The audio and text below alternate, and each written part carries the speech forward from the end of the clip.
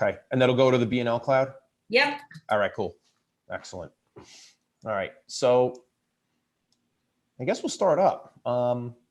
So we're going to go through this real slow, and I see John's got his laptop. I got my second laptop up too, so we could share stuff. So when we first started doing this stuff, it was really confusing, and I was actually petrified of doing this stuff.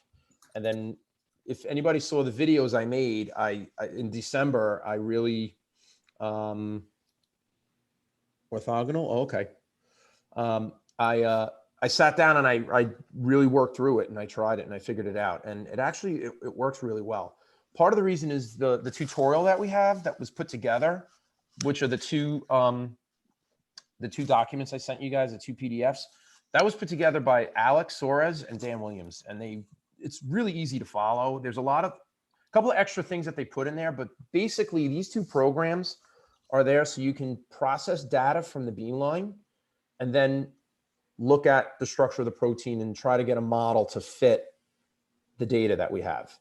So the first one is CCP4. It's actually kind of boring because all you're doing is clicking on files. And what CCP4 does is it processes data that wasn't processed at the beamline.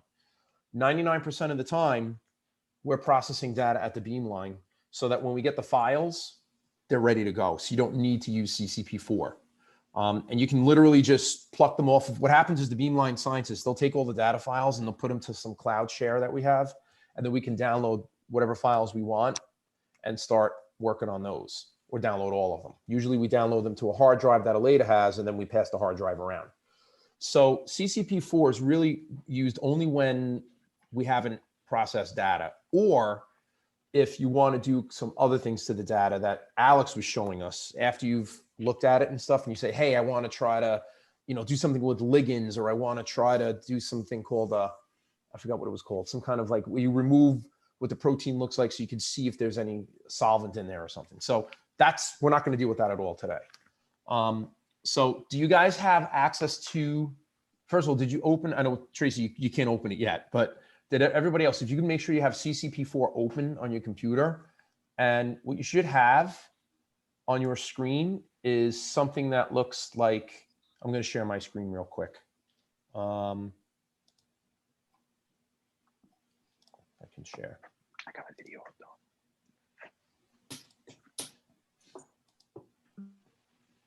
Let's see. It looks like this when you open it up.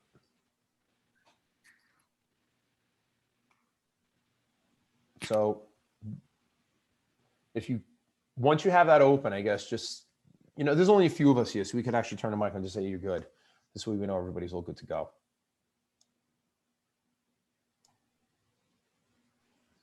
How long after you click on opening it does it take? What might happen is on the bottom of the screen, you might see a little, actually, let me share my screen a different way here. Hold on, I'm sharing it. I just shared that window.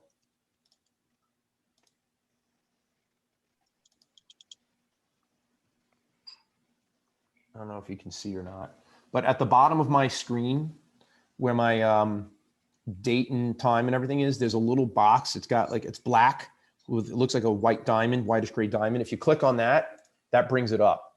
What you'll first get is a black screen that says CCP4. Then it's going to go to open. And what it may do is ask you to update. Just click later. Otherwise, it's going to sit there and update a million files.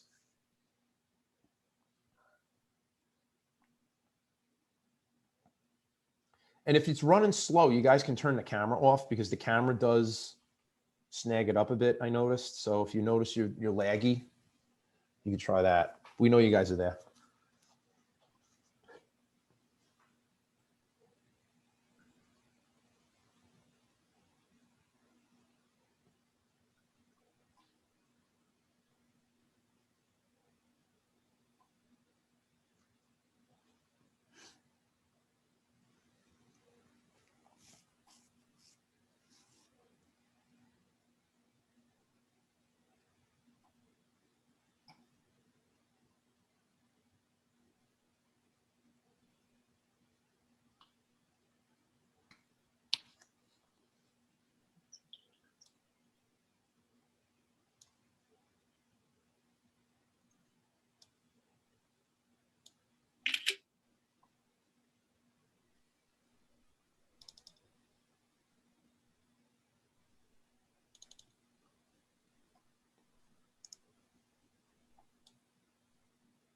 I'm just moving a few things around here, so this way it's easier. All right. Did it open up, Kelly? Is it? Is it slow? I see the I look. suggest, yeah, well, I tell you what, I suggest not waiting. Yeah, not waiting for me. I got my notes from the previous 2 sessions I've attended. I'll catch up. Okay.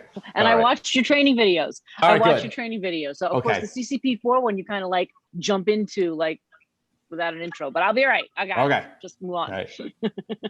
Mine's loading, but it says loading the database. So in the middle where you have project database job list there, Yeah. mine just says loading database. Oh, okay. John, you know what that is, or? Where it says view any file underneath that, I got nothing. Maybe because it's an older version? Oh, when did you just download it recently or no? No, I had it already. Okay, it should be okay. I mean, mine, I downloaded this. This is version 7.1.010. That's what I have up here. 7.0.076. It should be okay. Yeah, I'm like 7, 8. Yeah. Should be fine. What happened? What is she saying? It's loading the database for me You want to just share it so we can see what it looks like? Yeah, I'll unshare. on a different computer. Oh, okay. You can log into Neat on that computer and then you can just show if you want, but it's okay. It's just, maybe I'll just close it out and try Close it again. and open it again. Yeah. That's what I'm going to do. All right. Mike, how are you doing with it? Is it open? Hey guys, sorry. So I'm installing it on a different computer so I can Okay. run it simultaneously. So I'm All a right. step behind us all, but don't worry, I'm catching Okay. up. All right. I So, reopened it. I'm good go now. ahead. You're in? Yeah. Okay. So what I had here, the files that we gave you guys, we gave you what's called an MTZ file. That's the data file. That's the actual protein data file that was collected from the beamline. So the MTZ files are the crystallography data that we collected from the diffraction, and then the computer took that and put it into, what eventually becomes a 3D structure. Okay. This file here, it's called 6uev.seq. That's the sequence file. So what we did is we had the known sequence for the protein from Seattle. They had the sequence of amino acids. So what you do is you just take that and you can get that sequence file and download it from them. It's really just a text file. So it's just .seq, but that's so the computer knows what the amino acids are that should be there based upon the data that we collected.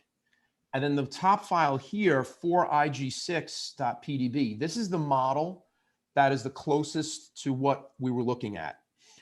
So for this protein, we were looking at, this is a TRMD from Anaplasma phagocytophilium. And the closest match to it in the PDB was this.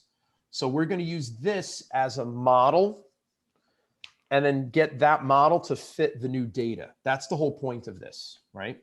So we want this model, we're going to tweak it and move around all the amino acids so that it fits this perfectly. But what we're going to do first with CCP4 is take this data file and the sequence file and merge them and then superimpose the model on top of it so that when you open up Coot, you have your blue cloud of data and then you have your model sitting on top of it. And then you can go in there and start adjusting your model to fit the data. Okay. Does that make sense so far? All right. So I'm sorry, you're gonna go nice and slow and baby steps for me. So Yeah. the MTZ file is the raw data that came from the beamline. exactly. The .seq file is from the protein database, and the PDB is That's the the .pdb. That's the model that we're using. That's the closest match to what we have. So Okay. when we were looking at Okay. the structure, like we said, okay, where is there an anaplasma TRMD? And it turns out that there were two that were deposited. So this structure that we have here is the structure that we said, oh, we're going to see if we could find different parts to it. So we're going to compare it to the most closely matched model, and then we're going to tweak the model so it fits our data. Does that make sense? And then this is just the sequence. So if you open this up, you're just going to see a bunch of letters which represent the amino acid sequence. There are like 227 letters or something like that for each part of the protein. Okay. This file we got from Seattle. So they have it published. Like when you go to Seattle's website for the protein, they'll have the sequence of amino acids. So you know exactly what your residue sequence should be. Okay. So the first thing you do in CCP4. Rob, if you don't mind real quick. Yeah, go ahead. Jump in anytime. Yeah, so Good. the way we've been doing it is we've been trying to pick proteins that have closely related models. Right. So the computer programmer what it's going to do is it's going to take your known sequence and a known model that has a different sequence and kind of match up 60% of it, and then kind of figure out the rest of it, and then you're going to tweak it afterwards. Right. If your students are interested in a protein that has nothing related to it that's been solved, there's a lot more extra work that goes into it. You have to see with metals and things like that. So we try to avoid that work because it's, at least we have a roadmap here and the program's a lot easier to run than starting from scratch. Okay, that makes a lot of sense. Yeah, Thank you. and the MTZ file, it's been processed a little bit. That's what we get when we check fast DP from AMX or FMX. At NYX, which we've been using a lot, they have to do it. Their data management's a little different, so they do it more by hand. You can use CP, if you want to really go into it, you can use raw images in CCP4I and get your own MTZ file. It's just a lot of work. So thankfully, what's his name? Rob, not Rob. Dan? Who's at NYX? Next. Kevin. Dan, sorry. Kevin. He does a lot of that for us. Kevin Vitale, yes. He does a lot of that work for us, yes, because it's intense. I mean, he has programs to help him do it, but we don't really have that yet. So, no. But at AMX and FMX, if you click Dimple and you click the fast DP, it'll come out processed already. Correct? Yeah. Right. Just to different extents. Yeah. Right. Okay. Okay, wait. So that means that you could skip CCP4 and go straight to Coot. Is that what that means? That it comes out already processed? Yes. Okay. In certain dimples, yes. So the last, like for example, when my guys, when we ran a beam time this past school year, and we ran it off of either AMX or FMX, I forgot which one, we ran Dimple on the beamline. So when we got the files, all I needed to do was download the file and go right into Coot. And Coot is a lot easier to work with because you're basically 2 files and that's it, which we'll get to. So the first thing you do here, I'm going to just make this bigger so you guys can see my screen, and I have to just kind of hide this somewhere. We have to do what's called, we have to change the project. So you actually have to give this project a name. You can see on my screen, I have all these other things here. I'm going to add a project, and we're going to just, for the sake of making life easier, you click add project. I'll do that again so you can see. We're going to do change add project. Down here, we're going to click add edit project, and we're going to create a new project name. So I'm going to click here. I'm going to just call this training 21. If I can type, I'll be okay. And then it asks you for what directory you want to use. And if you click browse, what I want to do is I want to have this go to a folder that I already know I have set up on my computer. So like I already made up a Coot training folder. So I'm going to try to look for this. So I'm going to go up a directory, and I'm going to go on my computer. I'm going to my desktop. So you have to kind of click back on your computer a bit, and I'm going to find a folder that I have, CCP4 training, which is right here, Coot training. And I'm going to just do training files too. So here it is, right? So that's the pathway that I'm going to want to use. So the way you do this is on your computer, you just go up. So what you're going to do is look for wherever you stored those files that you guys downloaded, those 3 files. See, here they are. Wherever you downloaded those files, that's what you want to go to as your directory, just so that everything's in one spot, and it makes it a lot easier.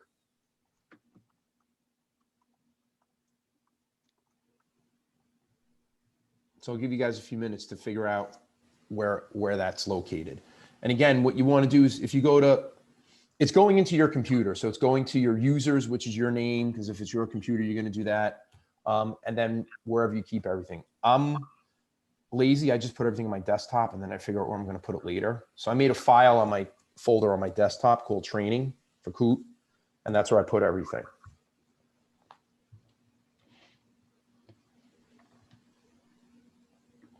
Are we okay with that? You with us, Kelly? I'm going to make sure you're with us. All right. And I just hit okay. And what that does. Yeah, like I'm going to let you move on without me. I know, it's true. All right. I figured it's summer. Maybe, you know, we're a little, you know. So now what this just did was this is telling CCP4, this is where it needs to go to either drop files or pull files out. So it makes it a lot easier. So instead of every time you open something, you have to go figure out where it is.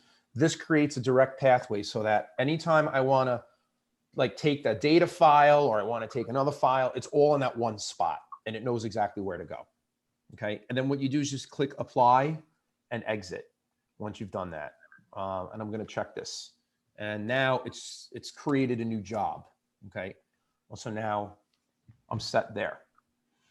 Then what I'm going to do is go back up to this change project button. And down here, there's my new project name that I just came up with, right? It's training 2021. When I click that, yes, I know.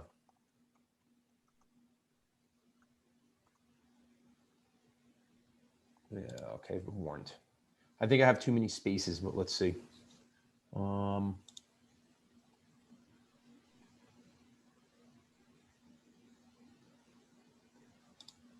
Hang on a second here.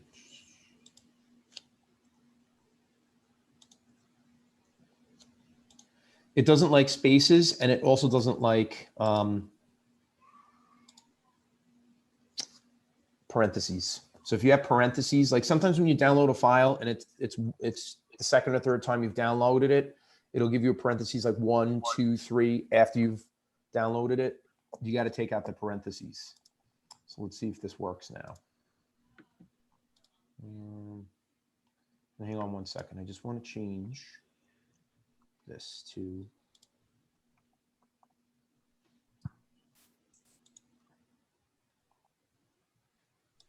I'm going to take my spaces out. I was trying to be grammatically correct. Okay, there we go.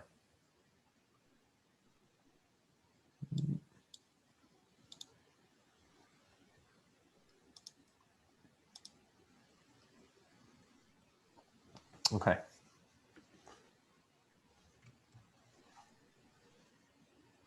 Okay, so now there are a bunch of programs that we run so we can process the data.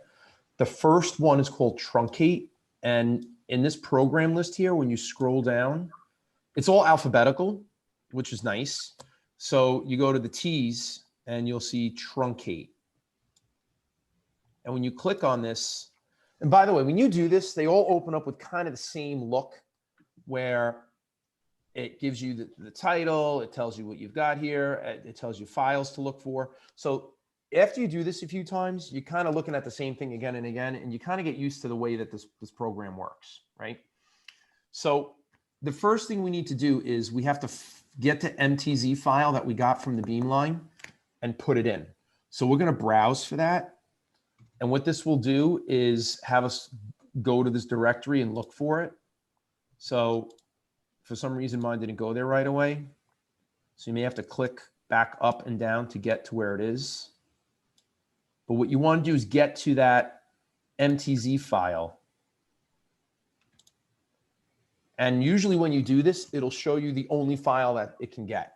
So here's my MTZ file, which is the one that we downloaded from the Beamline that was on my desktop. And when you click on that, you'll hit OK. And what it'll do is give it the pathway here, and it'll tell you what this is called when it comes out, okay? And what they do is whatever program we're using, it gives you the name of the program after it. So like this file is TRMDiana 6A, which is the name we gave it, and then it calls it truncate 1. So we know that, okay, this is the file that we did truncate on, okay? So far, so good? I'm still editing my thing. It keeps telling me there's an error. What, in, Anybody else? That's just me. do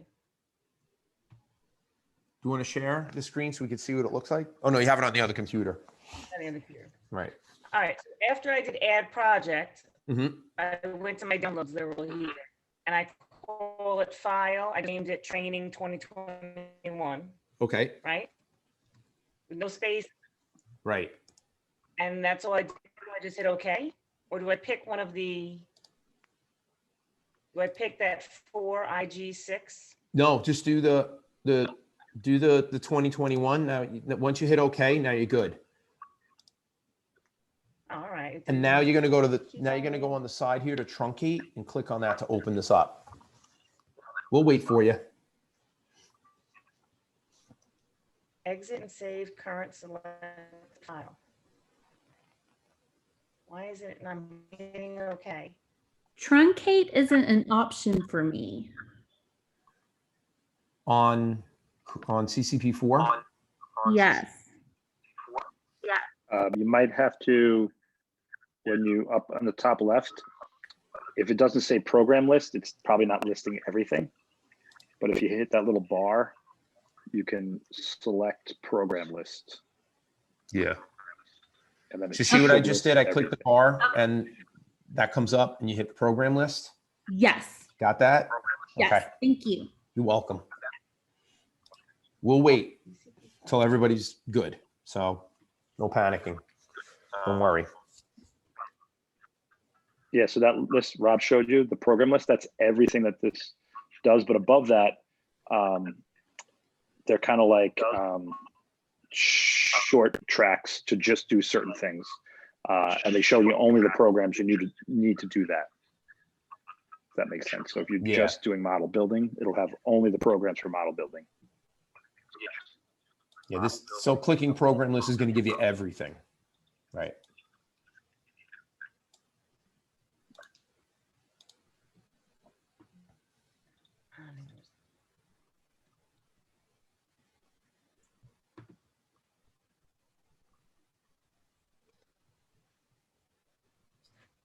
Now, what you're going to see happening when we run this, as you run CCP4, basically what it is it's a suite of multiple programs that do different things. So like down here on the bottom, you have run. When you click that, that's going to run this particular program called truncate. And then when we do the next program and click run, that's going to run just that program. What we're basically doing, it's systematic. It's step by step. We're taking the files and each program modifies it a little bit so that you could run the next program. And then when you modify that file, that goes into the next program, and then you get a different output. So it's almost like an assembly line, really, of different programs that are going to take that data file and modify it so that it's something that we can actually view using Coot.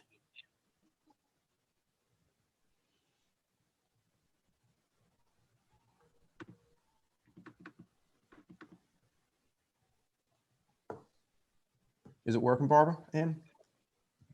Nope. Go through it one more time. I got to be clicking something wrong. Okay. So Add project. right. I did that. I called it training.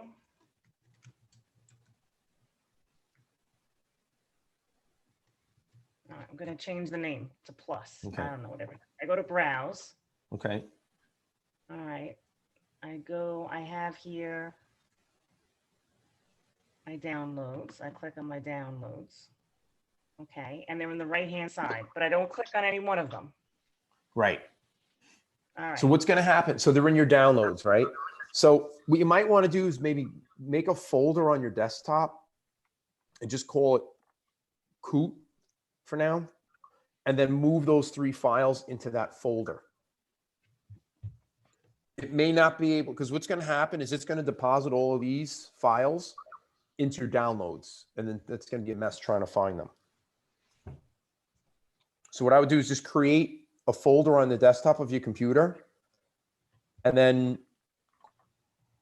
put those 3 files that you downloaded from the email, just put them right into that. Okay, so I'm gonna ask you to translate. When you say all of these files are gonna get put into our downloads, you mean like the truncate file that's about to get made? That'll go into downloads, and then the next step in the process. And then I'm gonna have to take all of those and move them? You don't even do that. You know what I would do is at the end I can get rid of them? Yeah, make a new folder on your desktop and then put the 3 files that we downloaded into there. This way it's in one spot. This way it's easier for you to go in and see all that stuff as it's listed. Otherwise, what's going to happen is if you, you're going to have all your download files shown. So we're going to run this when everybody's caught up. We're going to run this and we're going to truncate this, and it's going to create a new file called truncate1 trmd. Right. Where does that go? Does that go to my downloads, or does that go to that? It should go to desktop. It should go to the pathway that you created. That's on your desktop, wherever that Coot training. Oh, okay. Folder is. Okay. Yeah. So they'll all be there then. Yeah. Do you have that, Barbara Ann? Did you make a folder on your desktop? No, I still was playing with something else. I'm just gonna watch because I'd rather just watch it instead of playing with this. It keeps messing up. So keep going. Do you want to share what you have, and then John and I can take a look real quick? No, go ahead, keep going. Then I have to open up the Zoom on here, close everything out. I got like 10 okay. I got you. Okay. All right. So then what you do is you click run and just sit run now. And what did I get? No project directory.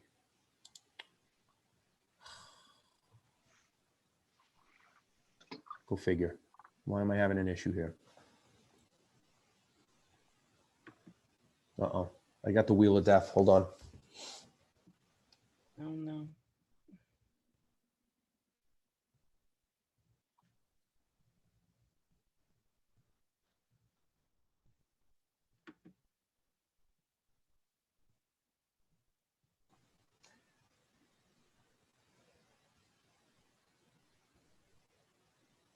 Is that space set, Rob? Oh, yeah. Let's try that now. No, still sending up. Yeah, you might have to change the name of your project directory. Yeah. Oh, you know, I got to do this. Yeah. All right, let me do this.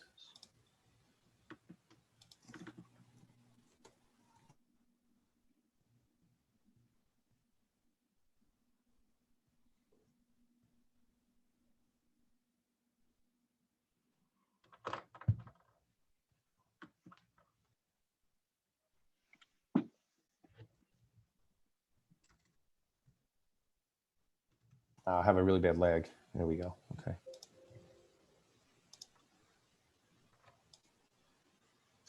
Let's see.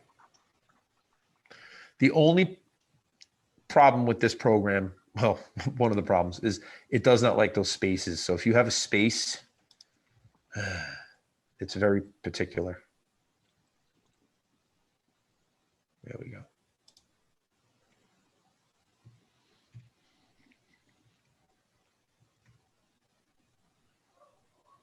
Let me just see something here. That's why.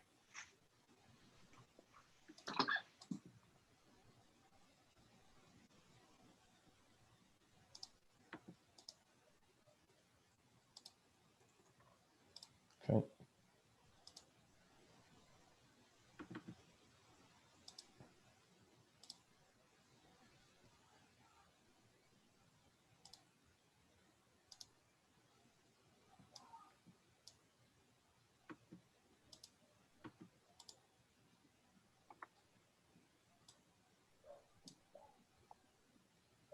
My computer's really slow. Hold on a second.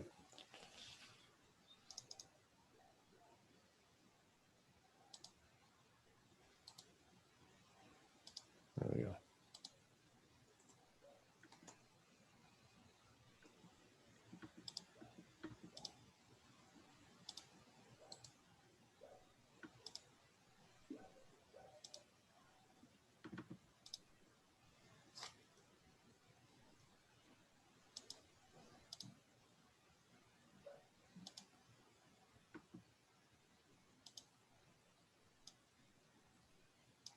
It should work.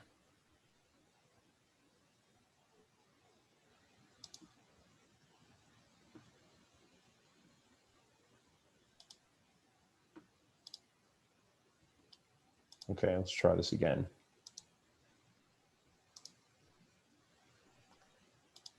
Still doesn't like it.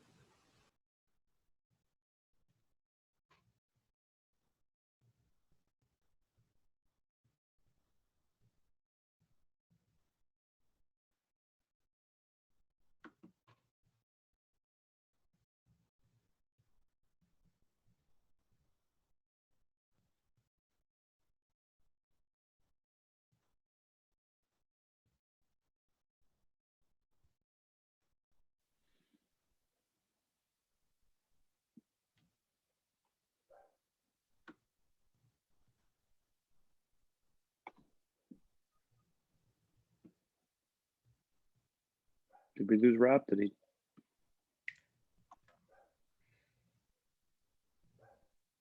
I think we lost Rob. Yeah, I see his one computer up, but I don't see his other computer. Yeah.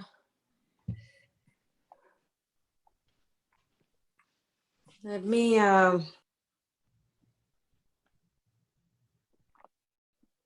think we lost him. Oh, I'm here. He's back. Zoom just kicked out on me. All right, I'm back now.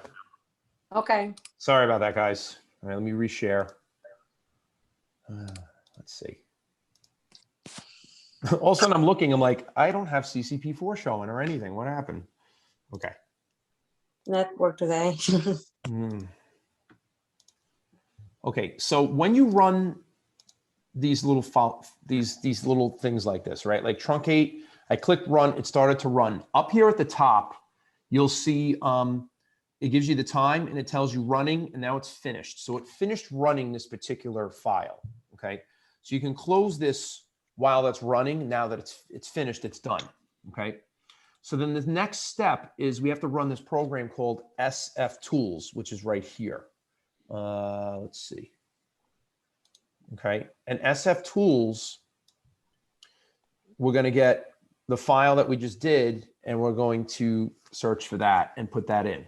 So now we're going to go and get that MTZ data file that we just did from truncate. So we're going to browse, and what's nice about this is it takes you right to where you need to go, right? And so here's that file, and I hit OK. Okay, and then it automatically creates an output file, which it's called SF Tools. Once it runs this, now it's going to be known as ANA TRMD, TRMD's ANA 6A, SF Tools 1 MTZ. One thing you need to do here is down here, we have to click Change Crystal Data, and we want to change the space group. Now, one of the things that they suggested is you put in something that's got a lot of numbers like P43212, because that'll take in all the possible space groups that we have, not just one limited one. And that's what Dan has there in his tutorial here. And this should cover our protein. And then once we do that, we select what we want for the truncate data, and then we just click run. I don't think we have to set or change header. And then we just click run now. And now what it's doing is you see it's running up here, and now it's finished. All CCP4 is doing is taking files, running them, processing them, and then it tells you it's done. And then we close. We're going to build a list here of processes that we're doing as we go along. So far, so good?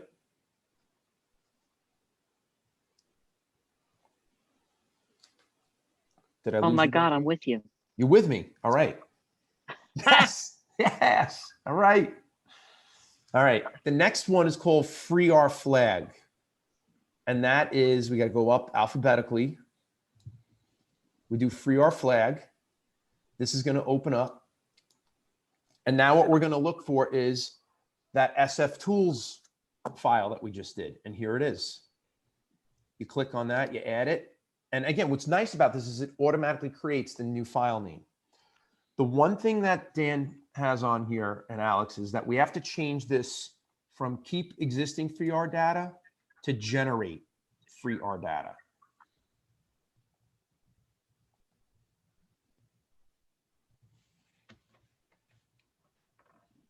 Okay. And now once that's set, we're ready to run. So the only thing we had to change was this little toggle switch here from what it was before to generate free R data. And then we click run now, and you'll see up top here, it's called import, but it's SF tools. And that's running. I'm sorry, free R flag. And now it's finished. So now this has completed itself, okay? So then what we do, looking at a tutorial, we move on to the next process, which is called mold rep. And this is molecular replacement. And so what this is going to do now is use the PDB file that we had, and we're going to try to start now merging that, I guess you would say, with our data. So mold rep is over here. Okay. And what we're going to do now is we're going to put in the file that we just processed, which is this one here, unique one. We hit OK. Now it's going to ask us for the model. That's the PDB model that is the closest match to what we have from the PDB. And again, when we click browse, it's going to take us right to it knows where to go for the PDB files. So 4IG6 is the file that we downloaded from the protein data bank. And we're going to click OK, and that's going to go here. And then it's going to ask us for the sequence file. And the sequence file is that 6uev.seq. That's that other file that we downloaded before. And that goes in that window. Okay, and then this is the solution it's going to come up with. So what this is doing is it's taking that sequence. John, stop me if I'm wrong. It's taking this sequence and this PDB file, and it's replacing what's in that PDB file with what's in our sequence. Am I correct? For the most part? Yeah, I think, Right?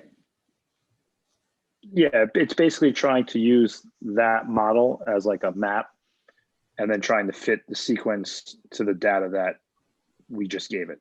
Right. Okay. So that PDB model has a different sequence, and it's got a structure and a sequence. Mhm. It's now going to use the new structure you gave it and try to fit it to the data. Okay. And then we're going to hit run. Okay. Run now. And so now this is going to run. This is a big program. This takes a little while to run. But what's going to happen is we're going to be able to look at the log, and we're going to look at what's called the WRFAC, which is that our that's our work, right? And then it'll tell us if it's completed successfully. So it's going to run. I can close this while it's running. And this sometimes takes a few minutes. So what we've done so far is taken our initial our initial data from the beamline, and we started to refine it through this program. We started to manipulate it so that it's something that can be read in Coot, because that raw MTZ file can't be viewed in Coot without the rest of this processing going on.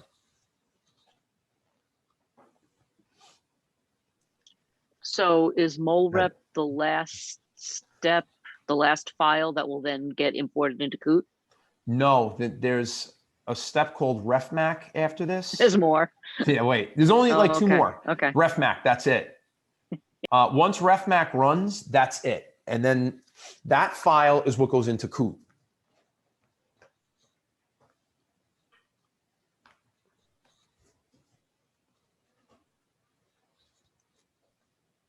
This takes probably the Yeah, and longest to also run. all these, Good.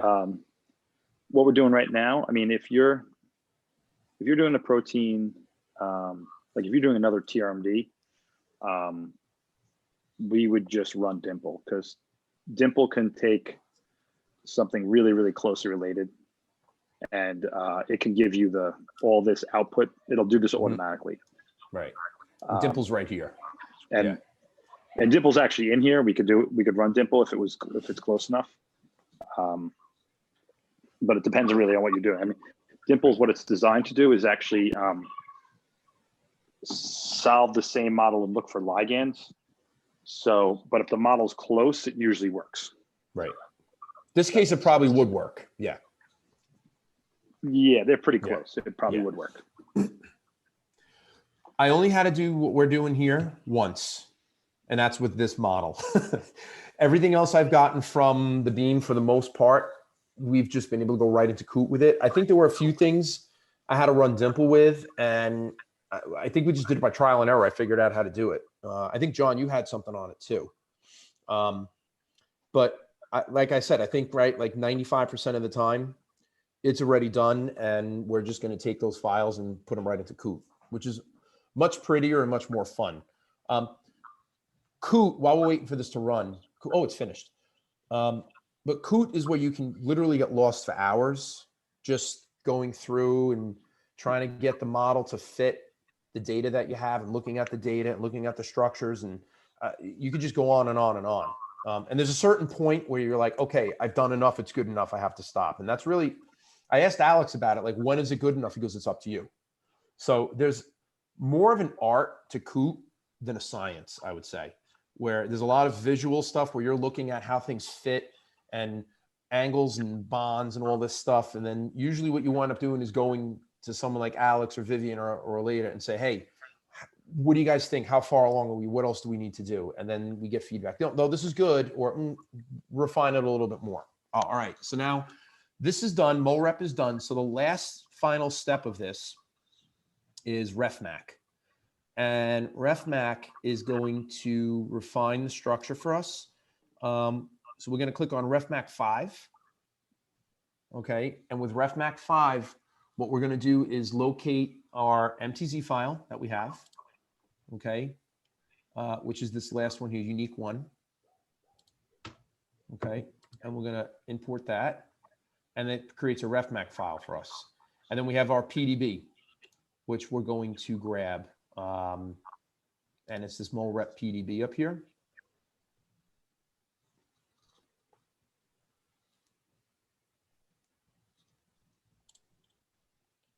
And I believe that's everything we have to do. So now what this is going to do is take that file and our model file that we need, and it's going to try to refine it and get us to a decent number. And then we're going to click run and run now. And Refmac is running.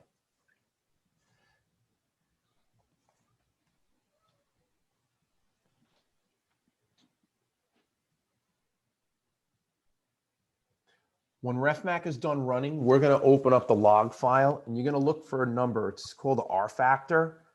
And these two numbers should be around 0.25, give or take. And that tells you how well your model and your data match.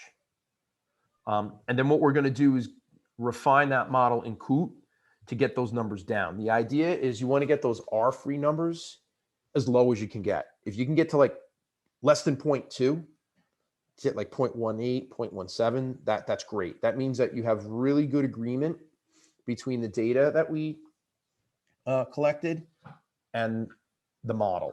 All right, so this is all done. So now this file, we're going to click on this and let's view the files. And what they had said to do is look at log file old style. So now what this is, there are a bunch of numbers in here that I have no idea what they mean, but what we want to look for in here is towards the bottom. And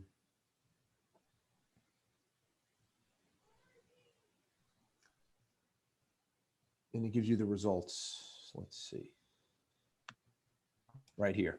So our R factor here is 0.20, and this is 0.2554. The target is 0.25. So anything 0.25 or less, we're good. So our R factor is 0.20 and our R free is 0.25, which means now we have a model that is in pretty good agreement with the data. And now we can go and refine this even further and try to knock those numbers down as low as we can get them. Okay. Has everybody's brains. That's Coot. That's CCP4. That's it. So now in your computer Okay. is a file that's called TRMD ANA 6A Refmac. And that's the file that we're going to use to modify further. So where is that? It should be in the same spot that we've been dropping everything. So let me close this. And let me show you guys in that Coot training. If we open up this training files, all these files are here. And the file that we're looking for is the Refmac and a TRMD not Refmac. Let's see, where is it?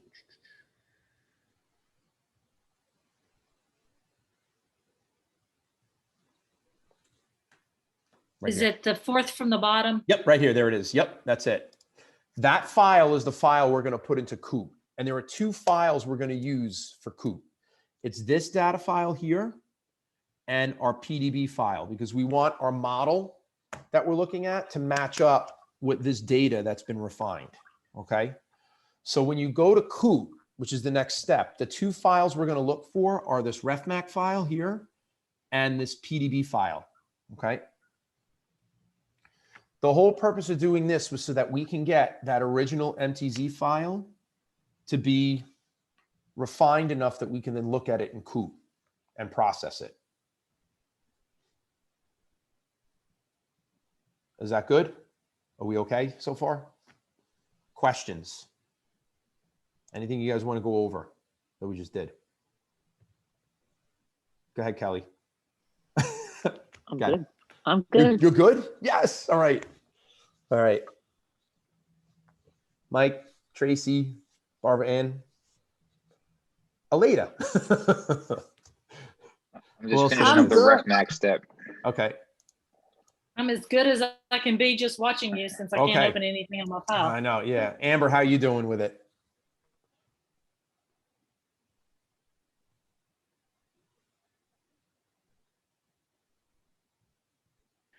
It's still running the file for me. Okay. The Refmac. That last step? Oh, I have to look. After the mole. Oh no, it just finished the mole rep. Okay. Now, this is when you're doing this with your students, if you do this with them, like I did this with my student, I wanted them to do this and get the feel for this to understand how it worked. Each computer runs differently. So like mole rep and Refmac, they take a long time to run, and some computers run faster than others. So this would be something that, just kind of let them work at it at their own pace. Some are going to get finished quicker than others just because of the nature of the computers. And even on school computers, it's the same thing. I had some that were running fast and others that were running slow, and there's no explanation for it. It's just whatever else is processing in the background, I guess. So, okay. Rob, for the Refmac step, Yep. for the MTZ in, Mm-hmm. which file am I using? Am I using the file that came out of MoRep or no? Yeah, you're going to use, it's going to be the unique file. So it's the file that actually came out of the one before that, the import one, which is free or Got it. That comes out as, it says unique. So that's So the it one came you out of use. freer. Okay. Yeah. Got it. Now I'm telling you, I'm doing this, guy. I did not memorize any of this at all. As I'm doing this, I'm looking at the tutorial right next to me, taking me through. It's just, I'm a little more familiar with it. So I can kind of look at this stuff and go, oh yeah, I remember doing this. But when you do this, I suggest print out that tutorial, give that to your kids.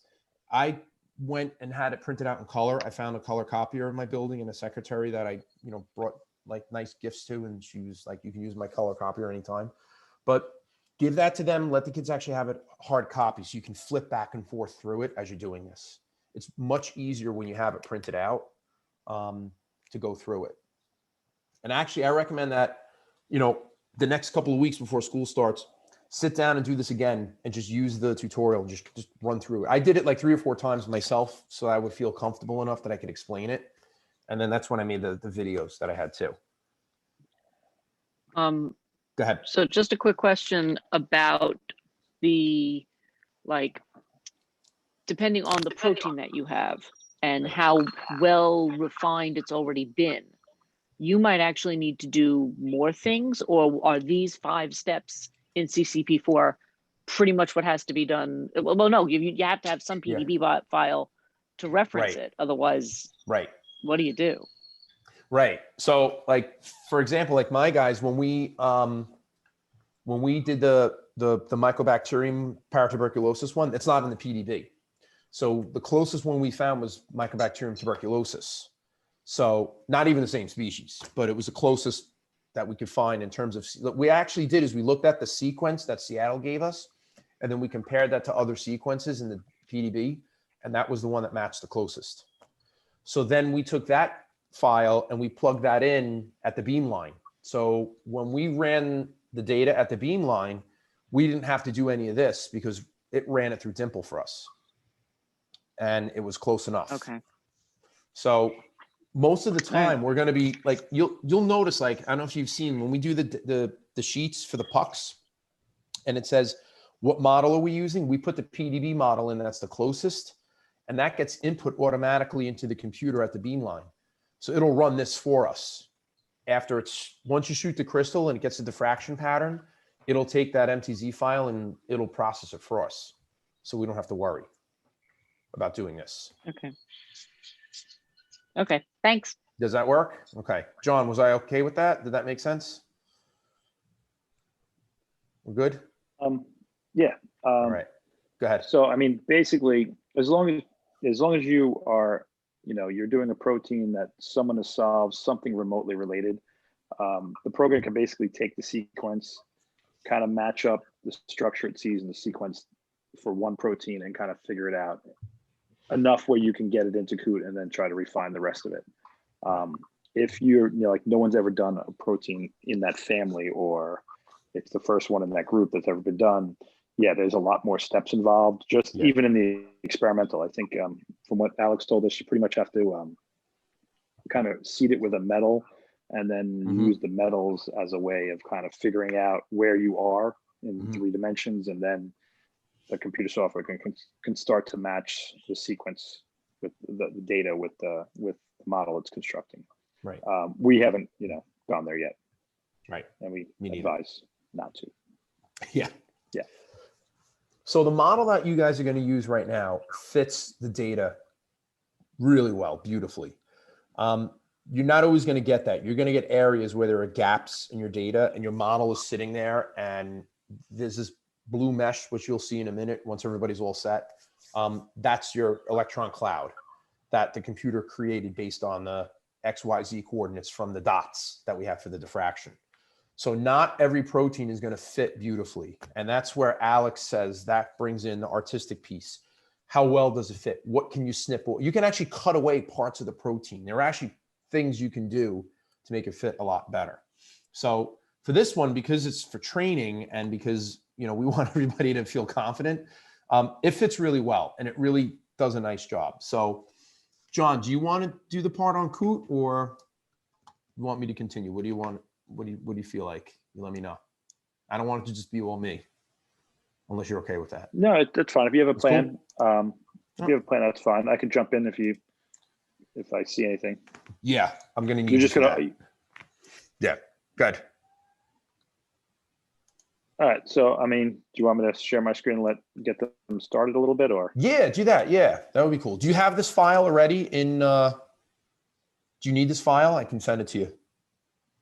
The Refmac? Are we using what we just did? Yeah. All right. Yeah. Then I have that. Okay. All right. I might as well just show them how to open it. All right. Yeah. So, go for that. Go ahead. This way, it's not just me. Tag team. All right, Tag, you're it. all right. So I think you have to stop sharing. Okay. Let me stop sharing. There we go. All right. Now I will try to share.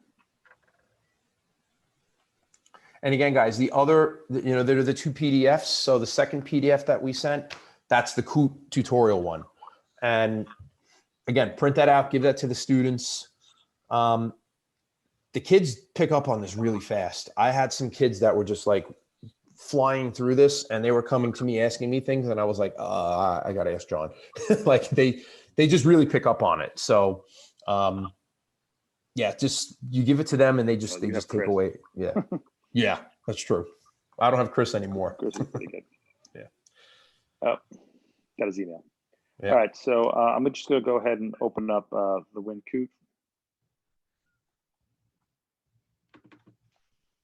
And this will take a few seconds to open. And then you'll finally see the bird. This always comes up, whatever last project you were running. You could just hit no, you don't want to start with what you may have been using last time. All right, this is kind of like your background, what's running. You could just minimize that. And this is another window with basically all the steps that are going on. You could also minimize that. It'll be down here in this area if you ever need it again. But this is pretty much your workspace right here for Coot. So I'll make that a little bit bigger. I can see there's a bit of a lag. All right, so first thing you want to do is basically what you do with Coot is that you take your data, which is where we shot the protein crystal and where the electrons are, or where the pictures are. And then you want to match it to your model. So you basically have two things you have to open up. The first we'll open up is our current model. I guess we call it our current model. And that's under coordinates. So it says open coordinates, and you'll notice it'll take a couple different file formats. Pretty much we've always been using PDB coordinates. So if you hit open coordinates, it'll open up a window. And depending on how your computer is set up, it's going to automatically open one of your files or one of your folders. So now what you need to do is kind of find out where you were saving all those files from CCP4. So mine were saved in my documents under Coot training. And there's all our files, truncate, SF tools for your flag, mole rep. So all those files that you created in CCP4, if you can navigate to that folder, the one we're looking for is mole rep 1. So it basically, this is the model that went in, and this is the model that came out after mole rep.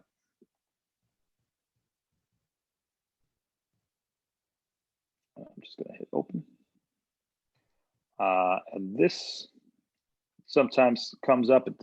It's nomenclature errors. For the way it was explained to me is basically depends on who saved the last PDF file. We were always told to just hit yes, don't worry about it. And 3 or 4 always come up with Anna.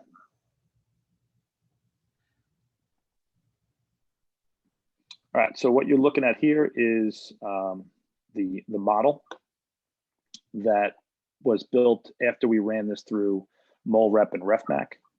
All right, and this is what we're actually going to manipulate. We're going to manipulate this model once we get our data.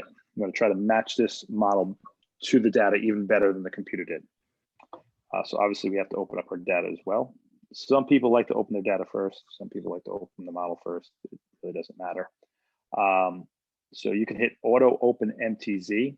So MTZ is the actual data. And the one you're going to use and the one you're always going to use is refmac 1 MTZ. And you're going to hit open, right? And I should actually say not always going to use.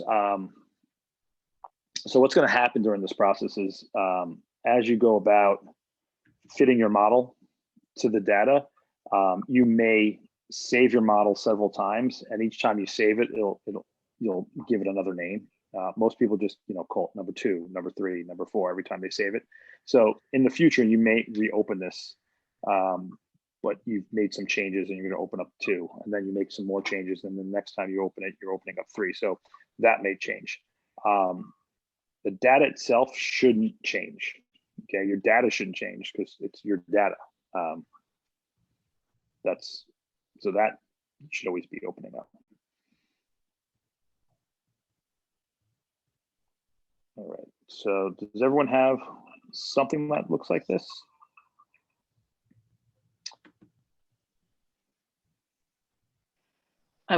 John, I wondered this when I looked at the video online that Rob posted. How come the actual data is like only a small portion of the whole structure? The How come I circle? have an electron cloud? Yeah. Why Alright, isn't it so over the whole thing?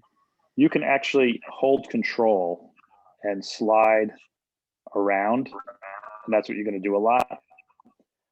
The reason I was told is because it's kind of image intensive, and if you lit up the whole thing, it would bog down your computer.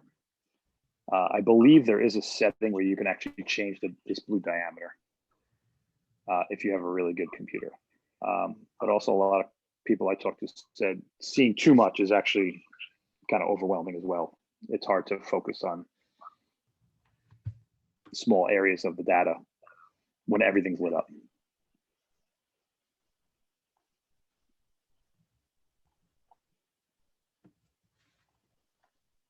Right.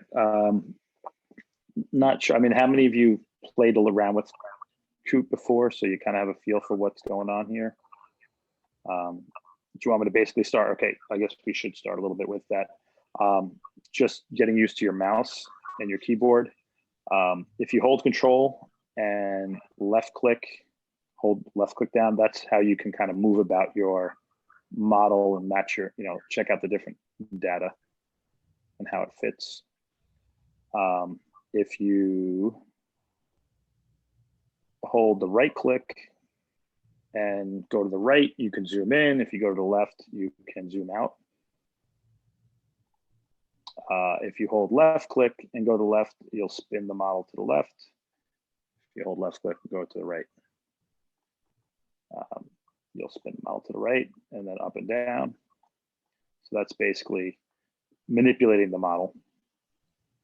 So again, the review, left click moves the model around like that. Right click is zoom in and zoom out. And holding the control moves the data, or moves you to a new spot of the model with the data, I should say. So,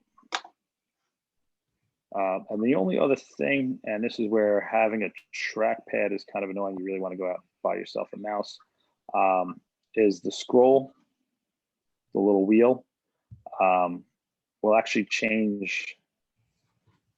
I don't know how to actually describe this because I get confused as to what it actually is sometimes too. It's kind of how I just call it the zoom level. That's what I call it. That's it. I don't know if that's even the right term. Yeah, yeah. It's almost how can I? It's basically, yeah, it's almost like a discriminating how like the criteria you're setting for the data. So if I zoom down, scroll down, you can see my screen fills up with blue, which means basically any little bit of electron density that showed up is going to show there, but then it gets too busy. And then if I zoom in, a lot of my data looks like it disappears. But this is kind of the most, when you zoom in like that, this is the most dense. So that really follows the backbone the best. It's called, this is the technical term for it. I found it. It's called the root mean square deviation. It's a measure of the average distance between atoms, which is usually the backbone atoms of the superimposed proteins. So we always want to keep it at around 1. That's the best for us for that, because anything less than that and it's too focused in, and anything more than that, it becomes too much of just a blob and you don't really see well-defined shape. So that's, I got that so off what the little Rob meant by 1 is this number over here. Right. So when I scroll up, the number goes down, but then the density goes down. When I scroll down, the number comes down and the density goes up. So right around 1.06 is kind of fine. It also, the resolution of your data can have a profound impact too on this. So you can see here's a little tryptophan, you got a little ring here. If it's really sharp, really high resolution data, you can scroll it down and you'll actually see the missing sphere in the middle of that ring. This, it doesn't show up. So good data, but not super sharp.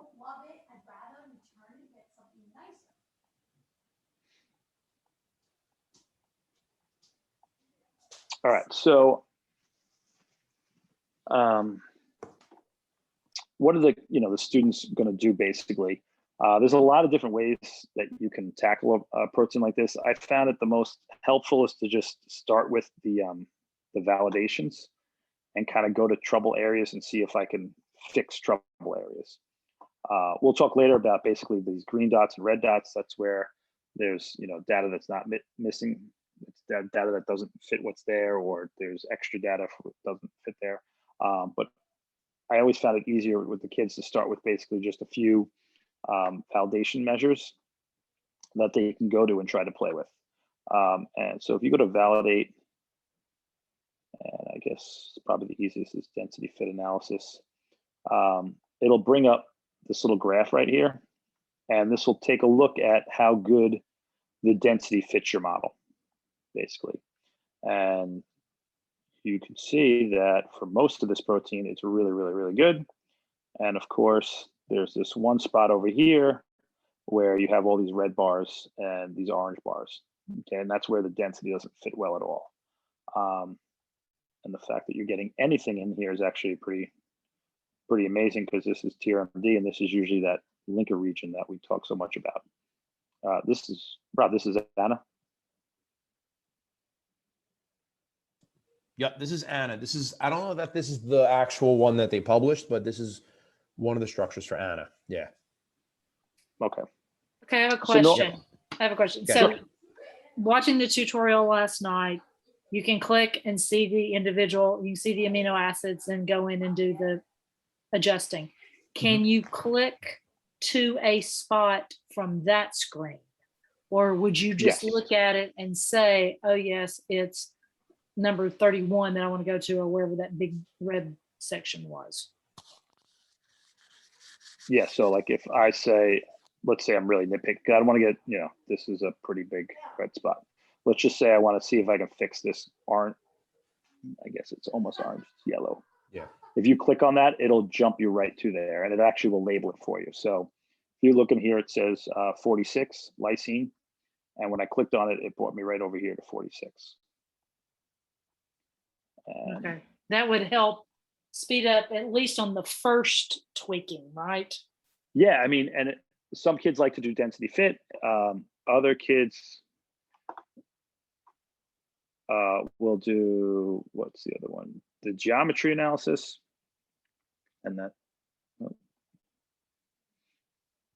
they'll look at that first. And again, when are you done? Some people have their different standards of getting rid of anything. So let's say I don't like this one, so I'm going to click on that, and that's the 13 right there. And then this is where we're going to go into all these little tools over here and try to tweak that amino acid to fit the data better. And we're going to see if it helps. Does it, does this bar get lower or not? And sometimes you fix this and then this gets worse, or you do a nice job on the geometry, but then when you go back and you look at the density fit, moving some things around made that worse. So it's, and again, like I said, there's no set predefined, like you have to get to here. Eventually, you start doing more and more, and you notice that you're not getting anything for your time and effort. Nothing's getting better, and that's pretty much when most people say, "Okay, I'm done." But we might as well just dive in and try something. So I'll click on, I'm in density fit. I'll click on 46. It'll jump me here, and then I'll zoom in and I'll try to figure out, what's going on here.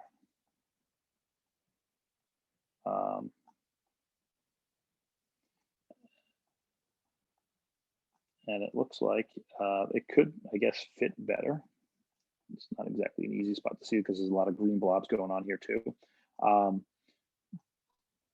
But probably this is where we're going to come in here and use some of these tools. All right, there's a couple different ones. There's real space. I don't use the bond angles usually too much. There's the rigid body fit. there's rotate, there's rotamers, there's auto, and so these are the kind of tools that you use. Some of them are a little bit more advanced than others. I usually start with the real space refine because it's pretty straightforward. You basically just click on what you want to change, and then the computer will try to twist that model to fit the electron density better. And it will tell you basically if it got better or worse. Basically, it's kind of green, yellow, red. If things look green and it looks like it fits better, I'm just gonna move this out of the way, and you like that, you hit accept. And did it go down as much? Not as much. And I actually think this might have come up a little bit. So that might have helped a little bit. That might not have been the best thing to do. But from here on in, it's just a lot of trial and error trying to get this model, you know, this chain to fit inside this blue to the best of your ability. All right, so maybe we'll come over here. So some of these might be so slight that they're kind of hard to see if it's helping. So I went over to 90. Let's see if I do real space with that one.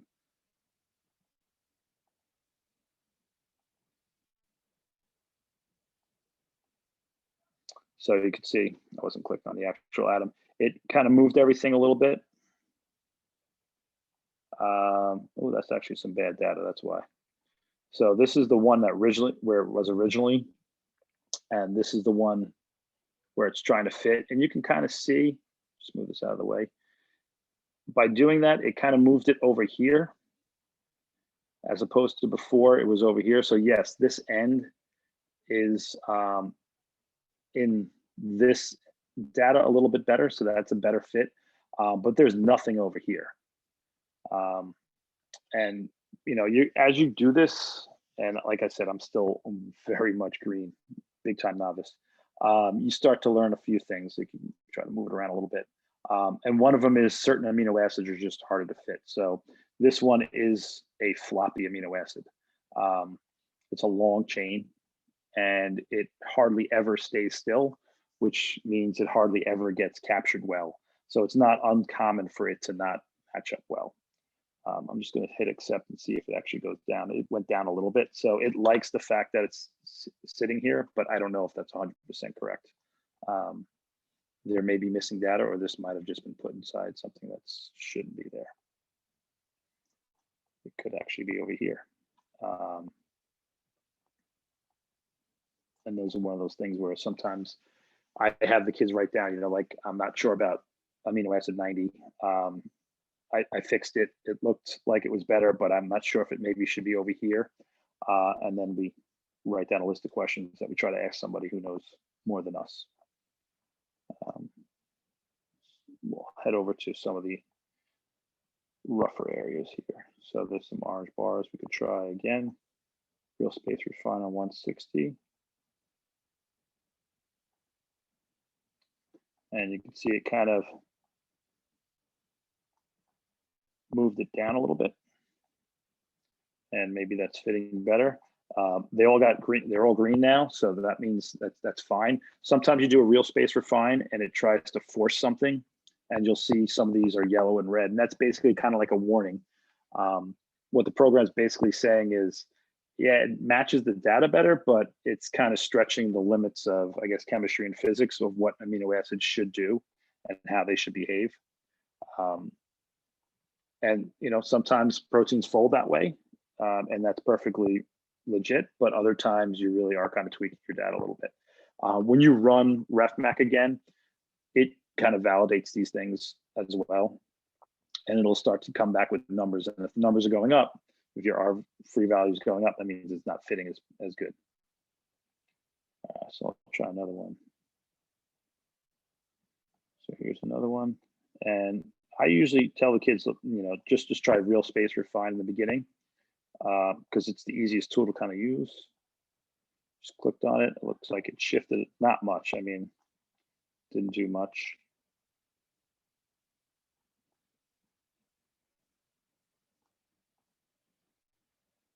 But maybe it's better. Maybe it's not. Sometimes you hit accept and you see if the bars go down.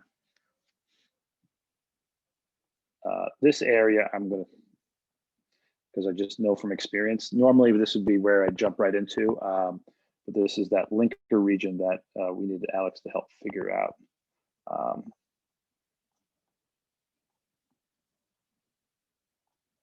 So there's 164. So this is a perfect example. It's bright red because there's the model and you could see there is no data there. So that's screaming basically the computer saying, this is not good. Your model has no data to support it. Which, you know, could mean one of two things. Either it needs to be adjusted to fit the data better, or it could be actually when you did your crystallization and you did your diffraction, there just was no data there. From my experience working with TRMDs, a lot of times this is such a flexible floppy region that it doesn't come up. There's just a big blank here. There's no data. Yep. So that's, you know, this is, I have this, that there's too, actually yeah. data here. So there's actually data here. This is a weird instance where we, for some reason, when the protein crystallized, a normally flexible region must have somehow gotten locked in position. So they were able, this is what, you know, their big paper is about right now. Yeah, in some of the structures I'm working on right now, where we don't have that linker in there, we actually, there's no data, but the model has some residues, but they're just kind of flopping out there.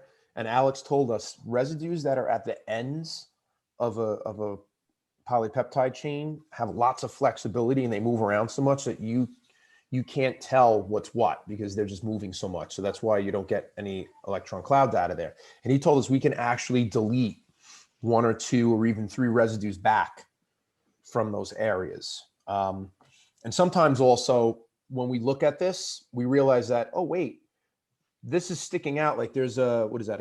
A glutamine, right? Glutamic acid. I can't see. Yeah. And that when we look at our sequence, that's not actually it. It's actually, you know, what is that, residue 164? Like maybe that's supposed to be an alanine. And so then we'll actually go back in and change the residue to what it's actually supposed to be based on the sequence. So we've had that a couple of times that we've done that, where something's sticking out like a sore thumb and we're like, why is it like that? And when we look at the sequence, we realize, oh, 164 is not supposed to be that. You know, in the model, it's a glutamine, but in our sequence, it's alanine. And so then we'll actually go in and replace it with that. We'll actually change it to what it's supposed to be.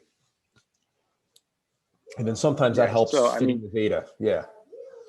It's trial and error, right? Yeah. And you're trying to build, you're basically trying to build a representation of what the data is. So, I mean, like Rob said, if there's no data there, I mean, there is data here, there's blue here. This is not fitting right now.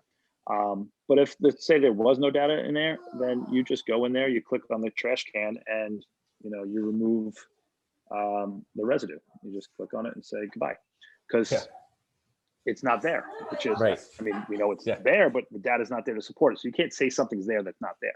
Right.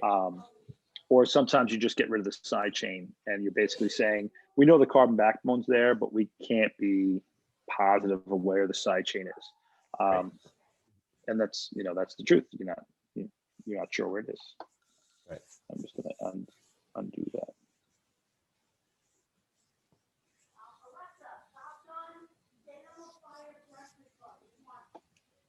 Oh, there's my.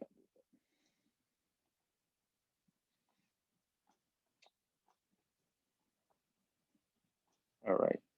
So that's the first tool. The other tool, and I don't know if it's going to work, but we'll give it a shot here on this one. I just don't really see any data right here that supports this thing. So that was real space refine. Another commonly used tool that's easy for the kids to handle is the rotamers.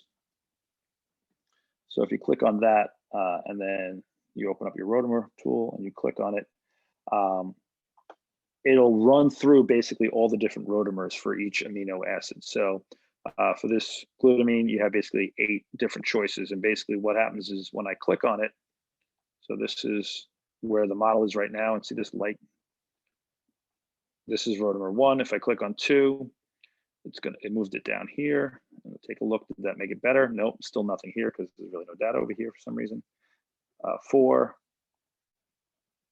And what you're trying to see is if there's a position for this amino acid, because they come in, in different rotamers where it might fit the data better. But I mean, you can see there's just a big space and this thing is not going to fit anything. So again, for this one, yeah, what I might do is click on sidechain and just remove the sidechain because I can't see any data to support that sidechain. And then just try to real space refine this over to get this kind of fit. Truthfully, this is kind of like if any of you have experience with woodworking or something, this could be because this over here is not fitting right, that it's forcing this out. So maybe you have to start over here and tweak it so that if you're moving things a little bit over here, a little bit over here, a little bit over here, by the time you get here, you can move this over. And those types of things you're going to have to work with. So the students need lots of time to just basically play around with the structure, just keep trying to make the model fit better.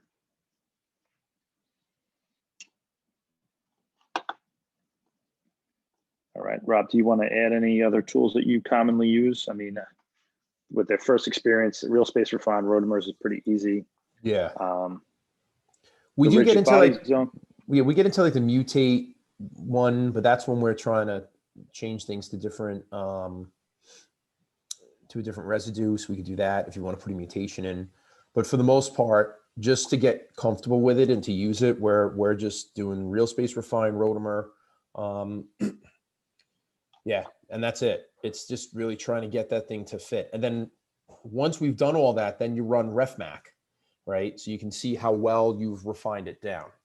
And that's after they've run through the entire thing. And what we tell the students to do, like this particular protein, I think is just a monomer, although it's supposed to be, it is a dimer, but I think in this model, it's a monomer, right? Do we have only one chain on this, John? I think. Yeah, there's only one chain. Yeah. Yeah. But on some of them, you'll have a dimer. And so I tell the students, you'll run through, residues 1 through 225 on dimer A, and then you got to go to B and do the same thing. So it does take time, and you do get lost in it in a good way. Like you do start, trying to get this thing to fit as best you can. And once you run it through and you're done, you do a Refmac on it, which is up on the top. John will show you guys that in a minute. And what it basically does is it takes the changes you made and applies them, and then it lets you see how close your model, which is the backbone that you have, fits the data. The idea is each time you do this, you're trying to get those residues to fit those electron clouds as perfectly as you can. And what's supposed to happen is that R free value that was at 0.25 and 0.24, you're trying to get that to get lower. You're trying to get that down to like 0.20, 0.19, 0.18. So this is where all the work goes into really getting the model and the data to be as close as you possibly can get them so that you can have a really low R value. The better the resolution on the electron density, the better the fit's going to be. So, and you'll see like there'll be some models that when you do this, that the density is terrible and it doesn't even fit anything. And then, like, hey, this is trash, I can't do it. So we always try to get the highest, the best resolution. The lower the number, the better the resolution, because then you're going to get a much closer fit of that electron cloud to the backbone that you have in that model. Yeah. What I also, yeah, go ahead. Just another spot. And this is, if you could play, this is the kind of important part is, so here I am, I clicked on 97 and there was a little orange spot. And if you look at it, I mean, you could see here's amino acid number 97, and here's all this data and there's nothing there. So that's why you're getting this like, hey, what's going on? This is going to bug the kids out because you don't always have the answer. It's not like you just have to scratch it and then the answer shows up. This is where they have to problem solve. I mean, I'm looking at the chain and the rest of it fits. So I don't think I could move this up, but it could be something as simple as maybe this is the wrong amino acid. Maybe someone entered the sequence and maybe this has to be one of those like long chains. Yeah. I'm horrible because I took biochemistry 20 years ago and I forgot all my amino acids. But maybe this is one of those long Tryptophan. It looks like something that's long. Yeah, tryptophan or tyrosine or something like that. Yeah. Or this could be something interacting, and that's where it really starts. Like, okay, so what did you use in the solution? Is there something interacting with this chain? So what do you have here? You know, oh, you have, you know, something that could be interacting with the ligand. So it's showing up as if it's part of the model, but it might be might be a water or an ethanol, or you know, maybe it's some of your cryo. Right. And that's where the kids are gonna have to go in there, and then they're gonna add the cryo and things like that. Right. Or metal, magnesium, something like that. Right. Yeah. I mean, you have to go and you have to say, okay, what did we use? You know, what was in our solution, and what could that possibly, and what did we add? If you don't mind my asking, how would you rerun the Refmac? Okay. I was just thinking that. You want to show them that real quick, right?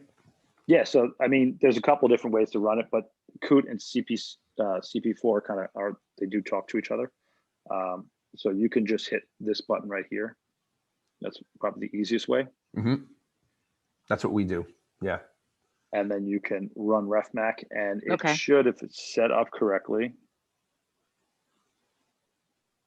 Okay.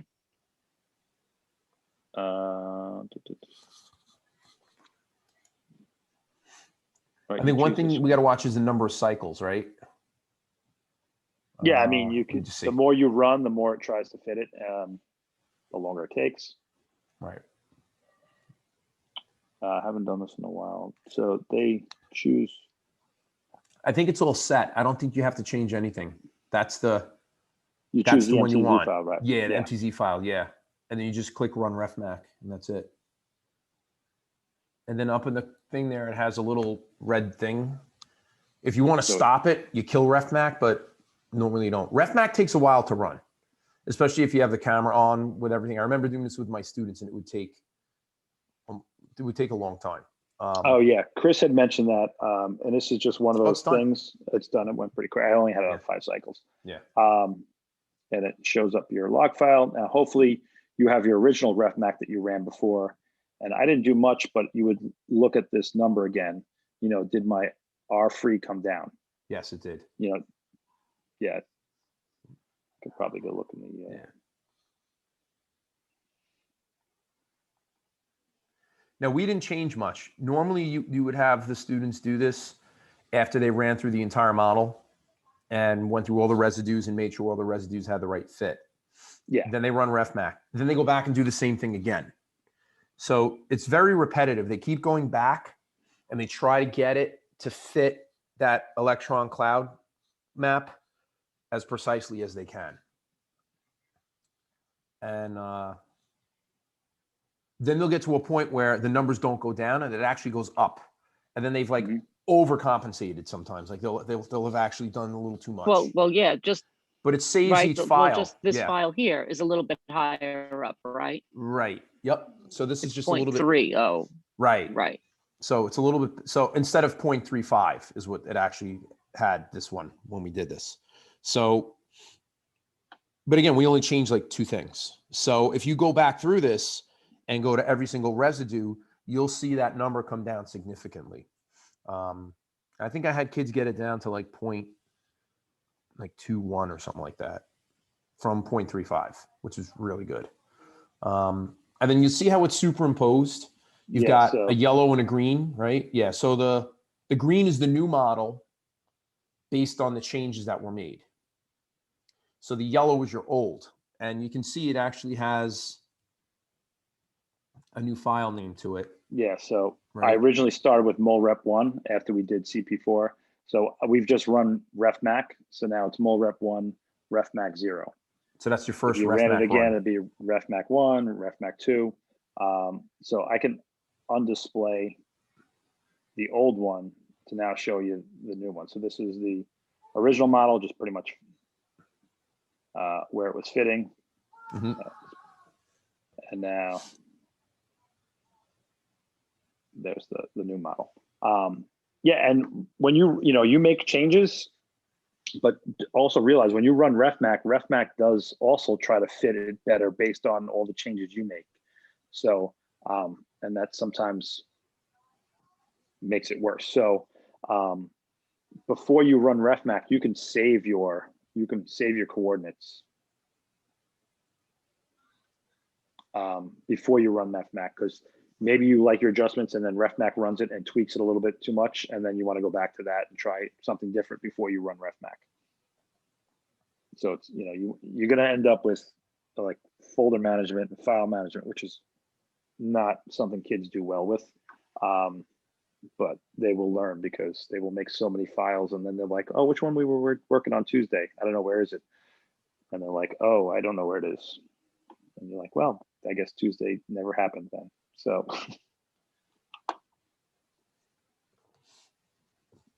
what else, Rob? Do you want to, I'm not sure how much you want to day one of playing with. Yeah, I don't want to day one and 8:40 at night.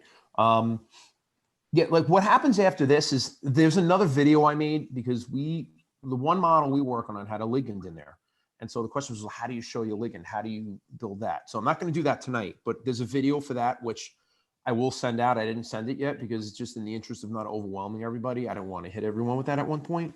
But there is a way to show and add ligands if they're not in the model that you're looking at already. So like in the case that we had, the model we used didn't have a ligand. So we had to import it in, which is a little tricky, but it's not a horrible thing to do. And again, the way these work best is just practicing on it.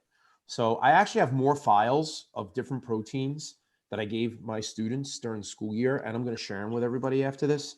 And they are already refined, so you don't have to run them through CCP4. So you can just use those files and play with them in Coot. And the challenge I gave my kids was, let's see who can get this thing refined the best. How low can you get the R values, running Refmac? And it really just gave the kids a real good sense of using the program, getting comfortable with the interface, playing around with the different tools on the side. With the tools on the side, I think if you can actually have them show what their names are, right? John, I think on Calculate, is it Calculate? Click on Calculate. I don't know if that's it. Yeah. Click Model Fit Refine. Yeah, see this, you hit Calculate Model Fit Refine, and you can drag that over, and that just lets you see. It's the same toolbar. It's just, it has the icon, but it actually tells you what they are. Yeah, so we usually use. As opposed to having the mouse over it. Yeah. Right. So I do it like this, just so I know what's what. And it just makes it easier to see what you're selecting. Go ahead. You're going to show them something else? Yeah, I was just trying to find. Thought I had it. I have one quick question. Go ahead. Sure. When you're doing the refinement and it comes up red, yellow, and you accidentally hit accept, but you really wanted to hit reject, is there an undo button? Because I'm not seeing an undo button. Yep. Yeah, the yellow down There's here. An undo. Undo is down here. Yeah. Undo, redo. It's not in on like edit. That's what I'm always looking up here, file, edit, calculate, looking for my edit. But it's down here. Undo is over here. Yeah, mine, I had to hit a little arrow to get to that. Okay, now I see it. Thanks. Yeah, so I just wanted to show you real quick before we get to so this is a data set that we had from a protein my kids were working on, and they were trying to find new ligands. So we ran Dimple right at the beam. So what we got was a folder that basically had everything done in Dimple. And then when you look, you'll notice, actually these two are actually what's done in FastDP, but it runs all the same things that we just run. It runs truncate, refmac, unique, free your flag. So it runs all these other programs, but it does it automatically for you. So that's just the difference between Dimple, which is kind of like a pipeline, and it's automated, and it does all these little steps for you in prepping the data. And FastDP is another pipeline that handles, but you can do it all by hand. That, and I guess I could just show you real quick.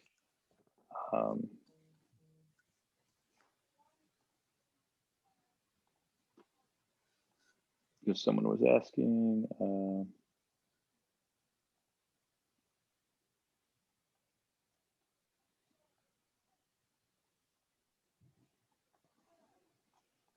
so when you're doing like, what a lot of you may end up doing is trying to, you know, proteins that you can solve, but maybe you're into ligands. It's almost easier for the kids because the model fits really good. You know, because if you've already got the model, so this is a TRMD called MyAB. The model was already solved. So when we crystallized it and we ran it through CCP4 Coot, it matched up really well because it's the same protein. But we added a ligand, and that's what shows up right here in green. This is the thing that's, you know, in the data, but not part of the model, if you could see that. So see this big green, it's got some pink overlay because I've opened so many files, but this big green thing is electron density that doesn't match the model, but the model matches everything else so perfectly. So, you know, the question is, what could this be? Well, obviously it's the ligand that we tried to, well, not obviously, later on we had the kids import the ligand and see, does it, you know, does it have the same structure? Can it match? Can you add that in there? Mhm. So that's, you know, another avenue that you could go is try to find ligands that may bind your proteins and then add them in there. And then it's easier to find. We can do that on another lesson. But it's kind of easier to see that here's the model fitting really nicely, and here's a bunch of electron density that has nothing there. And that's because it's the ligand. Where these other little green blobs are probably waters that the kids have to add in, or it could be the cryo agents, but those are other things they have to do. And they just actually hit add, and then they add, you know, water.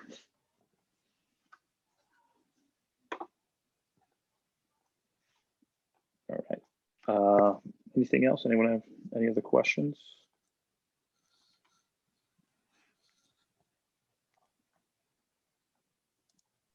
I'm actually pretty good right now, and I kind of want to stop while I'm pretty good. Yeah, I mean, the most Or I'm important thing not is just good play. anymore. Yeah.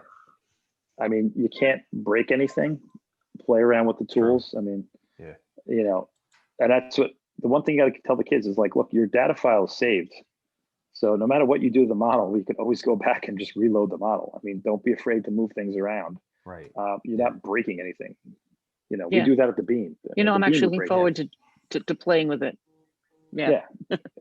You know, and the data saved somewhere, the model, you could just reload, you know, so, I mean, I stick with the tools that I'm comfortable with because I don't want to get too lost and I don't have so much time, but I tell the kids, go see what it does, you know, have fun.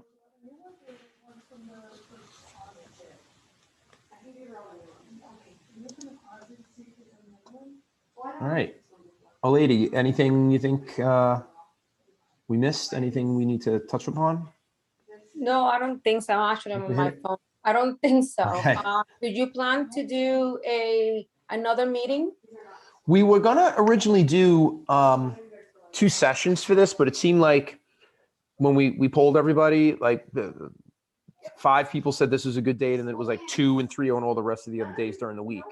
So what I'm thinking is if people want to reach out, we can do another one of these if we want. I'm wondering maybe just give people like, you know, a week or so to play around with it. And if there's another day you guys want to do it, we could set up a doodle and people can just start putting dates in and we can see which ones work best. Yeah. Want to do something like that? I think people should try that first and see how. I think, yeah, you really, yeah, I agree. It's really the type of thing, like play with it. What I will do is I will send extra files out to everyone besides this one so that once you do this, you can just like play around with another one or two just to get comfortable with it. You know, I'm going to stop recording, by the way. Oh yeah, go ahead. Yeah.